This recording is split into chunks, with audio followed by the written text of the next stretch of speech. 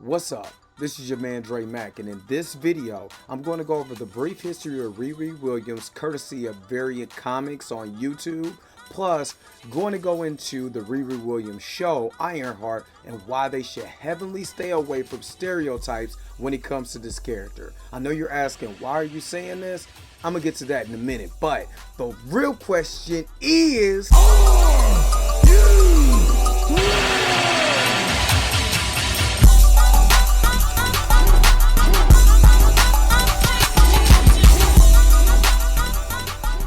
Alright, so we're going to get into this reaction slash explainer when it comes to RiRi Williams, and then I'm going to tell you exactly why I think it will be a disaster for Marvel to even lean into any type of stereotypes when it comes to RiRi Williams. Let's go. RiRi Williams' first appearance was a cameo in issue 7 of the 2015 Invincible Iron Man title, and she made her first appearance as Ironheart in Invincible Iron Man Volume 4, issue 3. In her initial cameo appearance, we see her on the last page of issue 7 in her room turned lab at MIT. Two girls come knocking at the door and RiRi opens it saying, "What do you want?" It's 3 o'clock in the morning. They tell her, "Whatever you're doing in there, do it quieter." But RiRi just slams the door in their faces, getting back to work on her own Iron Man armor. The next time we see her is in issue 9 of the same series, again at MIT in Simmons Hall. RiRi is showing her friend the armor she made, with her friend saying, "Holy crap, RiRi, did you make this yourself?" She answers, "At first I did it as a dare." Her friend asks, "Who dared you?" And RiRi responds, "I dared myself." And so let me just stop it real quick. Just to say that this is the intelligence level of RiRi Williams to be able to make a Iron Man suit off a dare that she put on herself, you know, while she's at MIT. And that shows a genius level intellect in RiRi Williams that was explained or explored to in Wakanda Forever with her making the tech that could be able to detect vibranium. How much should they lean into it? Well, let's keep going and then we'll get to the explainer towards the end. And goes on to explain that she made the suit out of parts from things she took from around the campus. RiRi goes on to say, "My point is, now I think I was supposed to do it. I did what I did, but didn't know why I was doing it. And now there's all this online chatter that Tony Stark is missing. Maybe dead. No one has seen the dude." Her friend tells her, "Oh, you're the craziest. First of all, you're 15 years old. You made this thing out of things you stole from the campus, and now you think you're supposed to be the new Iron Man? Does it work?" RiRi answers, "Ideally." At this point, the head of the campus security comes knocking at RiRi. Okay, so I'm gonna stop it right here because I want to play a clip that you will probably understand. And if this is from Captain America: Civil War. How's school today? Okay.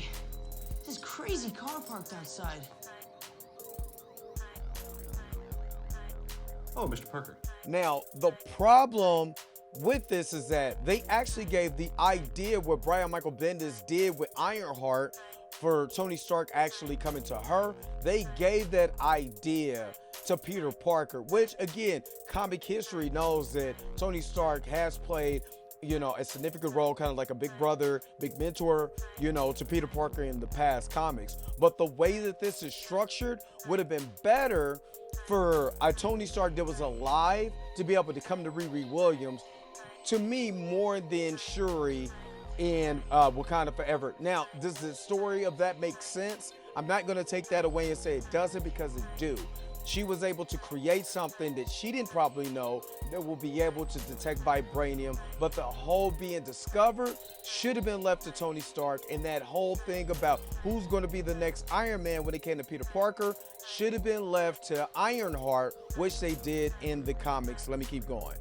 RiRi's door asking to speak with her, to which she replies, I'm not dressed." The security asks her to open the door, saying they're concerned about RiRi missing classes the past few days. And they have some concerning security footage, also asking if she was in the robotics lab 2 nights ago. Security gets tired of waiting and opens the door, saying, "Do you know the jeopardy in which you have put your academic career?" But on the next page, we see RiRi suited up in her prototype armor she made for the first time, saying, "Yeah, I figured. It's okay. I think I'm done with school." Later in issue 11, just outside of the New Mexico State Penitentiary, we see RiRi again in her prototype armor stop 2 inmates from escaping in a stolen truck, smashing the front end of the truck with a massive punch, and the 2 convicts fly out of the front windshield, flipping in the air. Even though RiRi did stop them, her armor was destroyed in the process, revealing her identity to the police officers, with one yelling, "Hands over your head." Another cop says, "I think she actually stopped them for us." But the first cop just repeats, "On your head. Who are you?" RiRi puts her hands in the air and tells them, "I'm one of the good guys, I was just flying by. That was my first superhero thing. I'll do better next time. This brings us to issue 12, where we see Riri move back home with her mom in Chicago, and her mom is pissed, saying, "You were tested. You're a genius. MIT gave you a free ticket." Riri says it wasn't a good fit, but her mother asks, "This is the part you have to explain to me. How is..."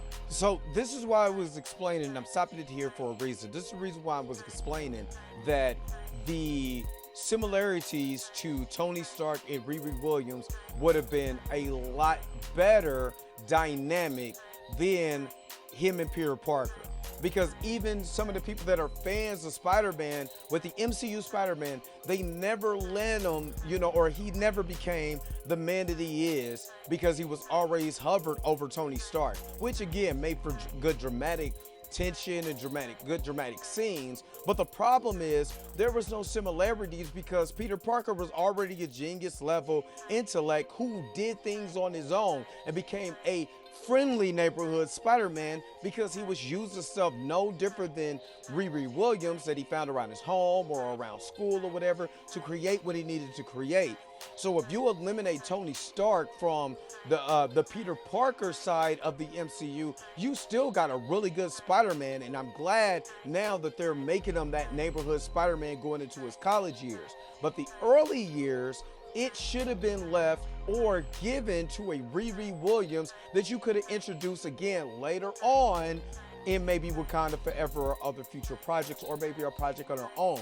But to see the same similarities of Tony Stark and Riri Williams would have been iconic and really, really well done to see in the MCU. Let's keep going. Is MIT not a good fit for my genius daughter? Riri replies, "Some things are just not a good fit. This was one of them." Her mom says, "They say you stole materials that belong to the school." But Riri interrupts saying, "Borrowed, things no one was using. Inventors sometimes, historic..." Now that gives it, and I was going to say, now she was out here borrowing, just taking stuff that, in school and stuff where people was throwing away and you're basically garbage dumping. Is that no different than what Spider-Man was doing when he was dumpster diving for different things? That's what Riri Williams was doing. It's not really criminal. She's really using her curiosity of things that people didn't want to create something that she wanted to do.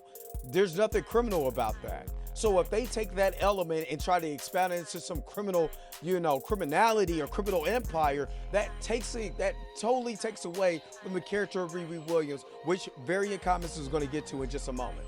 Historically have to be a little, adventurous in seeing their vision come true. Her mom stops her asking, "Are you trying to fancy talk me out of the idea that you stole stuff that didn't belong to you? Return it now. They are looking to press charges. They are talking about arresting you." Riri says, "That would not be all that bad an idea. I'm about to debut myself to the world, and the press wouldn't be the worst idea." Her mom asks what that even means as she lifts up the blanket covering what Riri is working on. But Riri stops her while her mom asks, "Are you building a bomb?" and starts demanding for Riri to show her what she's hiding, when a voice from outside the garage says, "Show her. Show both of us." We see it's none other than Tony Stark himself. Riri just curses. Now that's what I'm talking about. The way they did it in the comics that Tony Stark shows up is the same way Tony Stark shows up in Spider-Man Civil War. He just comes up, he's like, "Oh, it's an internship, yada, yada, yada. This is you." This is the same parallel, and I'm really mad that they took that parallel that they had with Riri Williams. Not really mad, but disappointed, because it would have been a really big opportunity for the character of Riri Williams to have her story kind of linear to what they did with Tony Stark. And the only reason why I say that this in the comics is better, because if you think of Wakanda Forever, it's not like Shuri sat with her and they went over different things as far as what technology that you use, how did you build, and they was, female think tanks. It didn't happen. But you actually see this in the comic with Tony Stark in the way that he built the way he built his tech compared to the way she built her tech. So it would have been excellent. Now, did you kind of have that with the Peter Parker Spider-Man? Yeah, kind of, but he gave him a suit that he created. It wasn't the suit that Peter created. You see what I mean? So this would have been a hell of a dynamic for the MCU to do with Riri Williams. You see what I mean? And I really kind of am just a little torn. They should have gave that element to Riri and it would have been so badass. Let's keep going.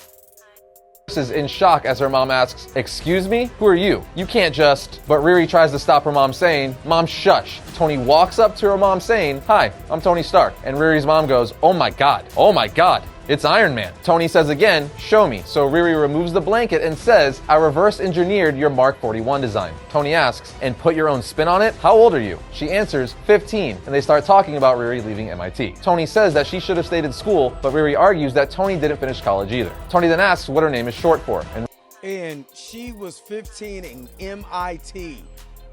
15 at MIT. And again, you have Shuri of Wakanda Forever, and it would have been awesome to see them be like think tanks, but we didn't get that. And you can't let someone who was that young at a genius level talent, you know, and if you're going to do this, Marvel, you're going to get called out for it, be in any type of criminal enterprise or anything. It's stupid.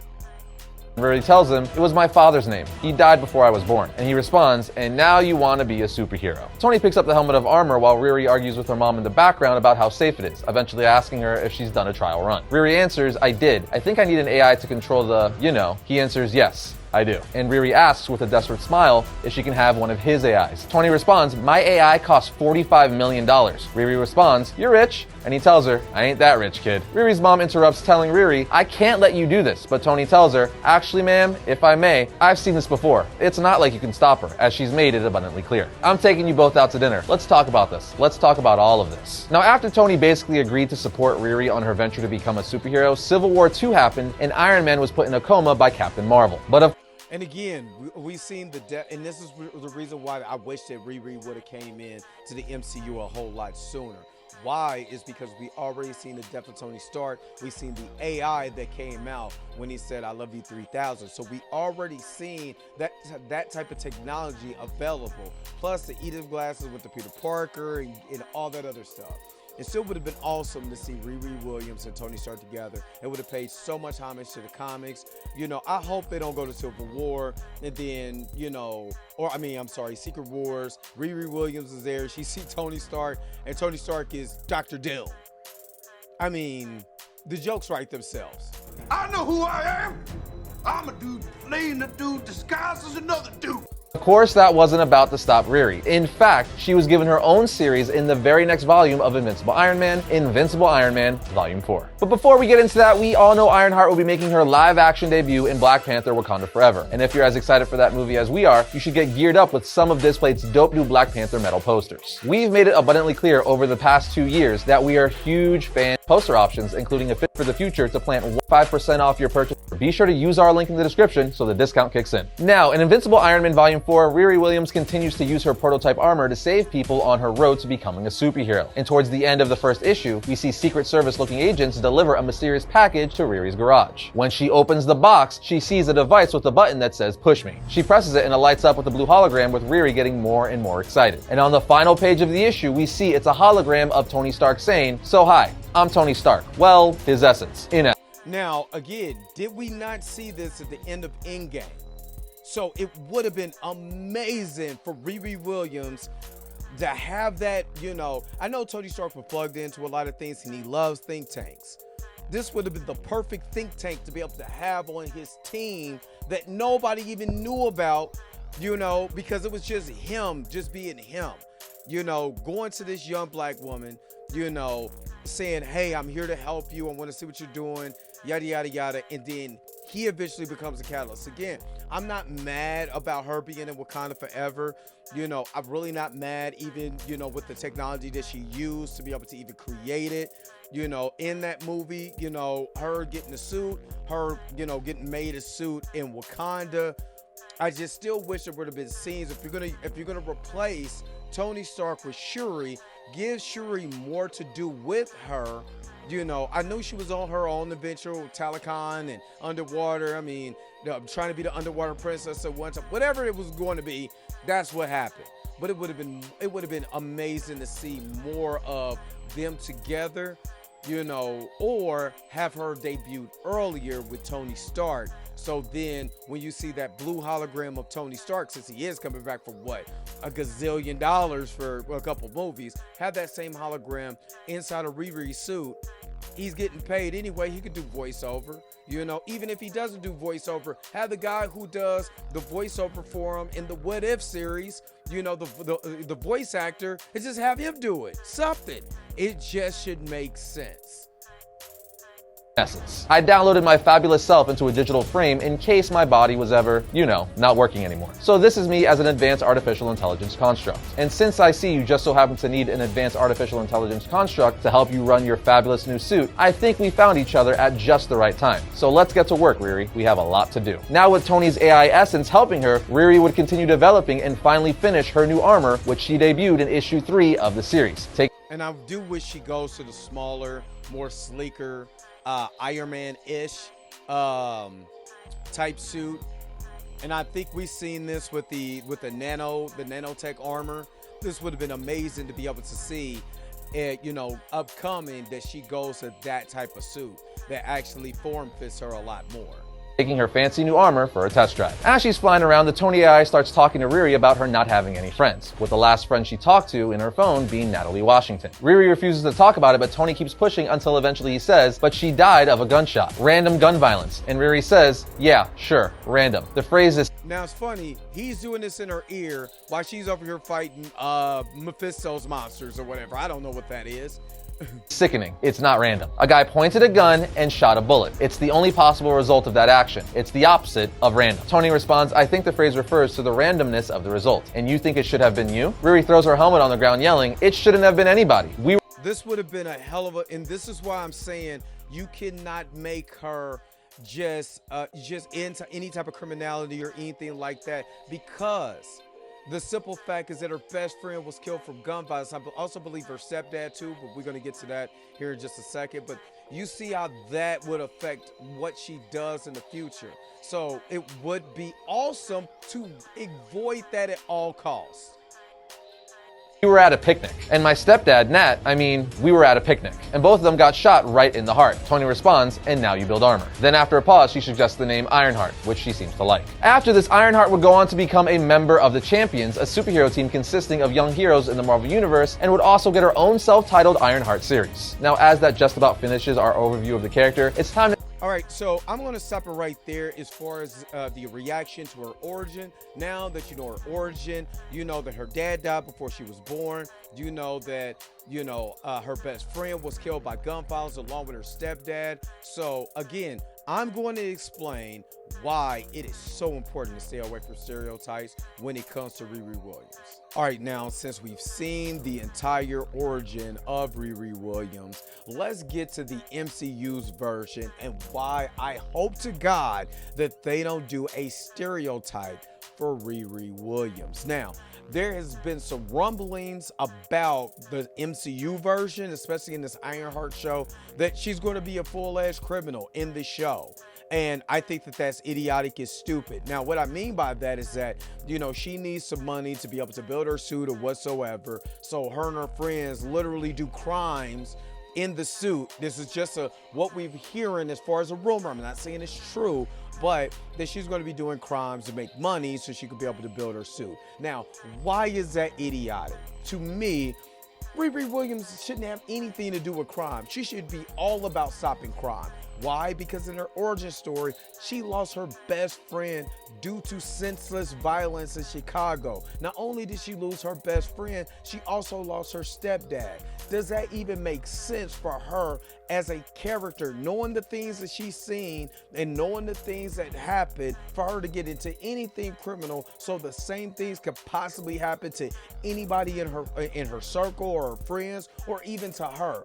I think the hero's journey should be exactly like it is in the comics. And again, if you do this, MCU, and I'm praying that you don't, and again, I'm going to cover it just to make sure that you don't do it, but if you do, I'm calling you out. For the simple fact is that every black person's story doesn't have to be something in the hood, something that they're doing criminal. I know Snowfall and Power are, really big in the black community, but that shouldn't even associate themselves with RiRi Williams, especially what she's been through in the comics, and her comic origin should match her MCU origin.